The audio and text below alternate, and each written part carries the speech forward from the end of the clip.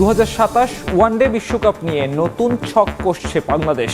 Opening ছেড়ে middle অর্ডারে Liton, 3 pacer খেলতে চান কোচ সিমন্স, ছন্দে ফিরতে মরিয়া পাকিস্তানও। প্রায় 36 কোটি টাকা প্রাইজ মানি পাচ্ছে টি-20 বিশ্ব চ্যাম্পিয়ন ভারত। আইসিসি ইভেন্টের শিরোপা জিতে এবার 2028 অলিম্পিক স্বর্ণের চোখ সূর্যকুমারদের। নারী দলের কোচের দায়িত্ব ছাড়ার আভাস বাটলারের। এশিয়ান কাপের প্রস্তুতিতে বাফুফের গাফিলতি নিয়ে অসন্তোষ। উজবেকিস্তানের কাছে হারলেও ফুটবলারদের প্রশংসায় ভাসালেন। এবং আবারও ব্রাজিলের জার্সি গায়ে জড়ানোর অপেক্ষায় নেইমার। মার্চ উইন্ডোর প্রীতি ম্যাচের প্রাথমিক স্কোয়াডে সুপারস্টারকে ফেরাচ্ছেন কোচ অ্যানচেলোত্তি, খবর গণমাধ্যমে। 2027 সাউথ আফ্রিকা বিশ্বকাপকে লক্ষ্য করে ওয়ানডে ক্রিকেটে নতুন পরিকল্পনা ছক কষছে বাংলাদেশ। পাকিস্তান সিরিজের আগে কোচ ফিল সিমন্সের কণ্ঠে শোনা গেল পরিবর্তনের সুর, যেখানে দলের সবচেয়ে বড় চমক লিটন দাসের ব্যাটিং পজিশন। ওপেনিং ছেড়ে মিডল অর্ডারে লিটনের নতুন পরীক্ষা এবং 3 পেসার নিয়ে খেলার আগ্রাসী পরিকল্পনা টাইগারদের। সাউথ আফ্রিকার বাউন্সি উইকেট আর পেস কন্ডিশনের কথা মাথায় রেখে শুরু হয়ে গেল বাংলাদেশের 2027 ওয়ানডে বিশ্বকাপ মিশন। সংবাদ সম্মেলনে কোচ ফিল সিমন্স সাফ জানিয়ে দিলেন, এখন থেকে একজন স্পিনারের উপর ভরসা করার দিন শেষ। কন্ডিশন যেমনই হোক, একাদশে অন্তত 3 জন পেসার রাখাটাই হবে নতুন ফিলোসফি। সাউথ আফ্রিকায় বিশ্বকাপ, আর সেখানে পেসাররাই হবে প্রধান অস্ত্র। পরিস্থিতির কারণে হয়তো কখনো 3 জন স্পিনার লাগতে পারে, কিন্তু একজন পেসার নিয়ে খেলার দিন শেষ। আমাদের 3 পেসারই হবে মূল পরিকল্পনা। তবে এই সিরিজের সবচেয়ে আলোচিত বিষয় লিটন দাসের নতুন রোল।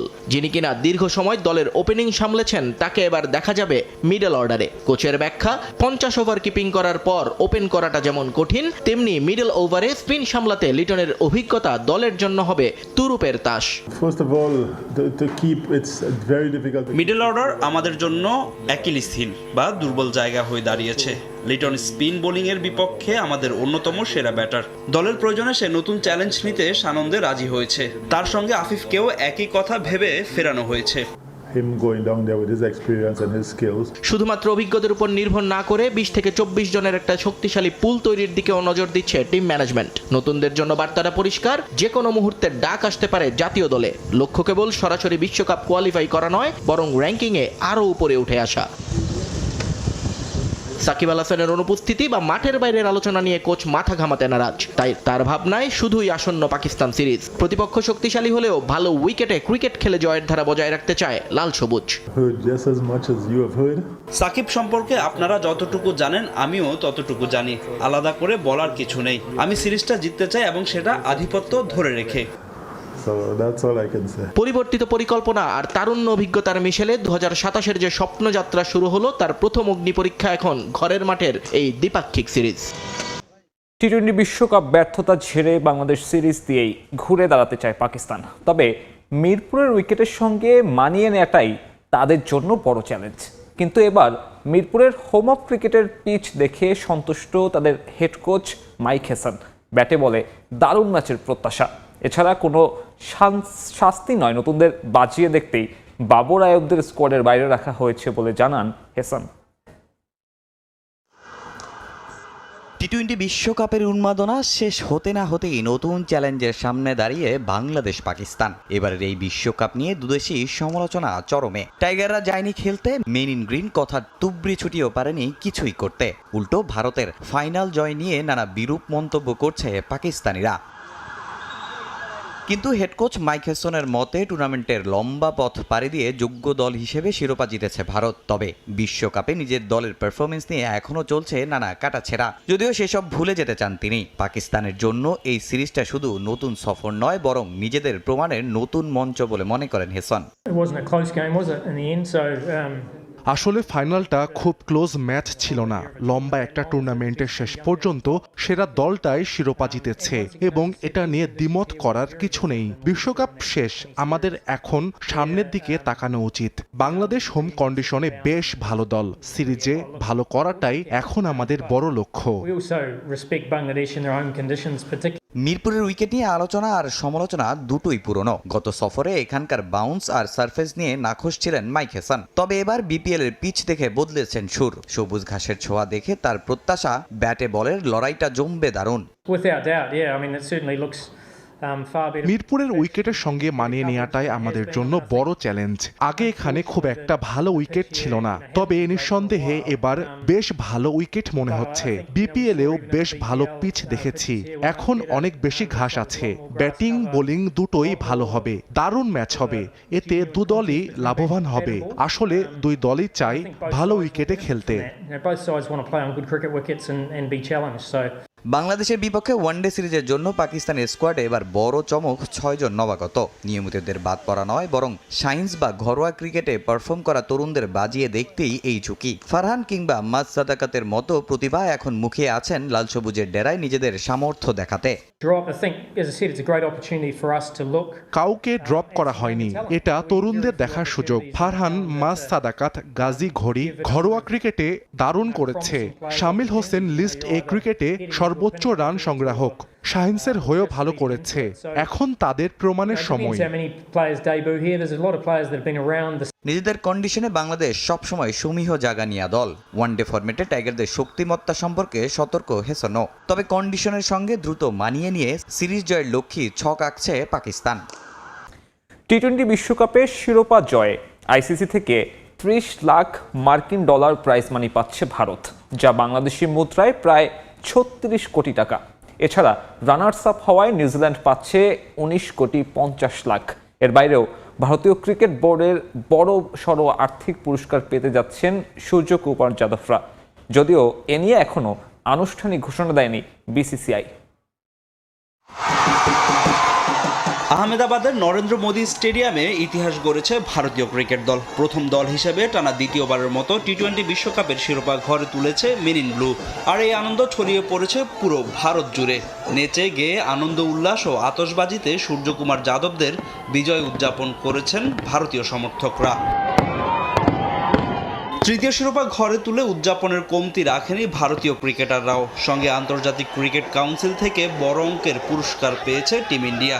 গতবারের তুলনায় এবারে বিশ্বকাপে বেড়েছে প্রাইজ মানি প্রায় 20% বাড়িয়ে বিশ্বকাপের পুরস্কার ছিল 1 কোটি 35 লাখ মার্কিন ডলার, বাংলাদেশি মুদ্রায় যা 164 কোটি টাকার বেশি। ফাইনালে নিউজিল্যান্ডকে হারানোয় ভারত আইসিসি থেকে পাবে 30 লাখ মার্কিন ডলার, বাংলাদেশি মুদ্রায় যা 36 কোটি টাকা। অর্থাৎ শিরোপা জেতায় 36 কোটি টাকা আইসিসি থেকে পাচ্ছে বিসিসিআই। 2024 টি-20 বিশ্বকাপের চেয়ে প্রায় 7 কোটি টাকা বেশি পাচ্ছে সূর্যকুমার যাদবরা। ফাইনালে ভারতের কাছে 96 রানে হেরেও বড় অঙ্কের অর্থ পুরস্কার পাচ্ছে নিউজিল্যান্ড। চ্যাম্পিয়ন দলের প্রায় অর্ধেক 16 লাখ মার্কিন ডলার পাবে ব্ল্যাক ক্যাপস। রানার্স আপ দল হিসেবে কিউইরা পেয়েছে 19 কোটি 50 লাখ টাকা। শুধু চ্যাম্পিয়ন কিংবা রানার্স আপ দল নয়, আইসিসি থেকে প্রাইজ মানি পেয়েছে টুর্নামেন্টে অংশ নেওয়া বাকি দলগুলো। সেমিফাইনাল থেকে বিদায় নেওয়া সাউথ আফ্রিকা ও ইংল্যান্ড পেয়েছে 9 কোটি 63 লাখ টাকা করে। সুপার 8-এ জায়গা করে নেওয়া দলগুলোর অ্যাকাউন্টে ঢুকেছে 4 কোটি 63 লাখ টাকা। এছাড়া টুর্নামেন্টের প্রথম রাউন্ড থেকে বাদ পড়া দলগুলো পেয়েছে 3 কোটি টাকা করে। আইসিসির প্রাইজ মানি ছাড়াও ভারতীয় ক্রিকেটারদের জন্য অপেক্ষা করছে বড়সড় পুরস্কার। 2024 টি-20 বিশ্বকাপ জেতায় বিসিসিআই থেকে 125 কোটি রুপি অর্থ পুরস্কার পেয়েছিল রোহিত শর্মারা। ধারণা করা হচ্ছে এবার ঘরের মাঠে দাপুটে জয়ে আরও বড় অঙ্কের অর্থ পুরস্কার ঘোষণা করবে বিসিসিআই। টানা 2 টি-20 বিশ্বকাপ জয়ের পর এবার নতুন লক্ষ্য নির্ধারণ করল ভারতের অধিনায়ক সূর্যকুমার যাদব। বিশ্ব ক্রিকেটে ধারাবাহিক সাফল্যের পথে এগিয়ে চলা টিম ইন্ডিয়ার চোখ এখন অলিম্পিক মঞ্চে। 2028 LA অলিম্পিকের ক্রিকেটে স্বর্ণপদক জিততে চান সূর্যকুমার। আইসিসি ইভেন্টেও ভারতের চলমান আধিপত্য ধরে রাখার লক্ষ্য মেন ইন ব্লুর টি-20 অধিনায়কের। ক্রিকেটের 22 গজে স্বপ্নের মতো সময় পার করছে ভারত। 2024-এ রোহিত শর্মার নেতৃত্বে টি-20 বিশ্বকাপ জয় দিয়ে শুরু। এরপর সামনে যত টুর্নামেন্ট এসেছে সবগুলোই ঘরে তুলেছে team India. 2025 champions trophy, Asia কাপের পর সবশেষ সংযোজন টি-20 বিশ্বকাপ। প্রথম দল হিসেবে টি-20 বিশ্বকাপের 3টি ট্রফি এখন ভারতের দখলে। টানা সাফল্যের পরও যেন জয়ের ক্ষুধা কমছে না মেন ইন ব্লুর। এবার শুধু আইসিসি ট্রফি না, বিশ্বের সবচেয়ে বড় ক্রীড়াযজ্ঞ টার্গেট করেছেন সূর্যকুমার যাদব। 2028 লস অ্যাঞ্জেলেস অলিম্পিকে ফিরছে ক্রিকেট। 1900 সালের পর প্রথমবারের মতো অলিম্পিক মঞ্চে ফিরছে এই খেলা। পুরুষ ও নারী দুই বিভাগেই অংশ নেবে 6টি করে দল। এবার অলিম্পিক ক্রিকেটে স্বর্ণপদক জয়ের লক্ষ্য ভারতের। গত এক মাস আমাদের জন্য দারুণ ছিল। শুরুটা যেভাবে চেয়েছিলাম সেভাবে হয়নি, কিন্তু এটা খেলারই অংশ। দল হিসেবে আমরা যা অর্জন করেছি সেটা সবার সামনে আছে। আমি খুবই খুশি। আমাদের পরবর্তী লক্ষ্য অলিম্পিকে স্বর্ণপদক জয়। এরপর সে বছর আরও একটি টি-20 বিশ্বকাপ আছে, আমরা সেটাও জিততে চাই। 2013 আইসিসি চ্যাম্পিয়ন্স ট্রফি জয়ের পর দীর্ঘ শিরোপা খরায় ভুগেছে ভারত ক্রিকেট দল। 3 ফরম্যাট মিলিয়ে 2014 থেকে 23 পর্যন্ত আইসিসির 5 ইভেন্টের ফাইনালে হারের বেদনা সঙ্গী হয় ভারত দলের। সেই গেরো খোলে 2024 টি-20 বিশ্বকাপে। রোহিত শর্মার অধীনে বিশ্বকাপ উঁচিয়ে ধরে টিম ইন্ডিয়া। সূর্যকুমারের মতে সেই বিশ্বকাপ জয় বদলে দিয়েছে ভারতের সাদা বলের ক্রিকেটকে। 2024 সালের পর সবকিছু বদলে গেছে।